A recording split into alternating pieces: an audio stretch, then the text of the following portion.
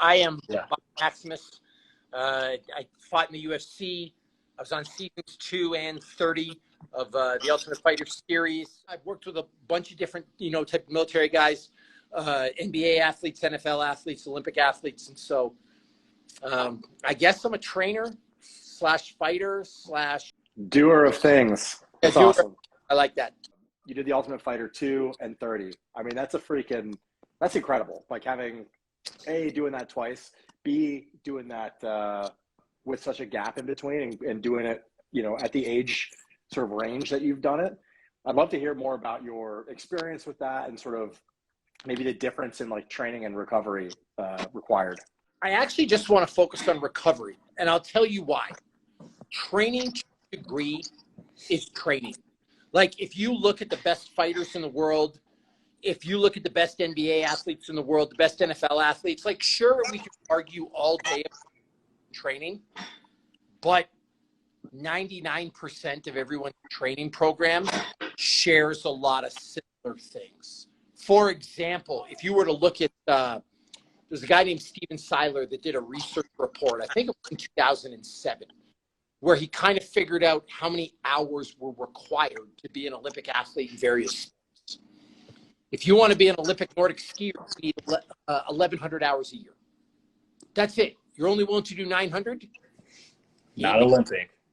Yeah. A swimmer was like 1,300. A runner was like 774. So my point there is we can argue about, we talked about sprints earlier. Are 12 sprints better than 8? Are 8 better than 10? But at the end of the day, it's all stuff.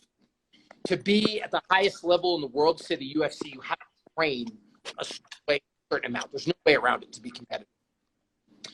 Where the change happens is recovery. Because as we get older, you cannot defeat father time. You have more wear and tear on your joints. Your hormones are, I'm not even going to say out of balance, but you have way more testosterone, whatever your number. Both you guys had way more testosterone at 20 than you do now. That's just a fact of life. You don't recover from injuries as quick. You get more tired.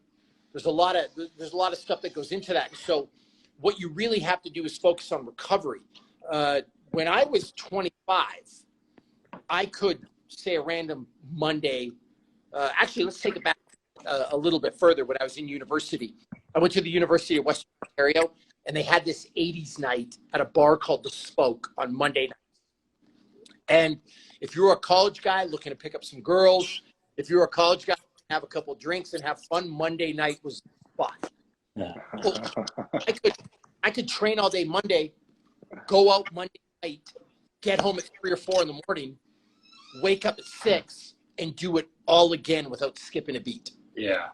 Man, now at this age, yeah, I stay up past 11 and have a little bit too much fun. Like I'm out of commission for 3 days. And so you just don't bounce back like you used to. Like it's just impossible. And so recovery almost becomes a full-time job. Yeah. If you would have asked a 23-year-old me or 22-year-old me what I did for recovery, I don't even know what I tell you. The odd time I had an ice bath, I guess, just because that's what we did after wrestling practice. But now, if you look at what I do in a day, I have an ice bath every day. I have a sauna every day. I do some type of meditative practice every day. I do some type of, form of self-care every day. Supplements, Verb is something that I'm using 2 to 3 times a day, every day. Recovery stick for like aches and pains. I'm sleeping 7 to 8 hours a night in a completely blacked out environment. When I start listing all that stuff off, it kind of sounds like recovery is a full-time job, and that's because it is. And so to be able to do this, to wrap the story up, I just have to be hyper dedicated to recovery.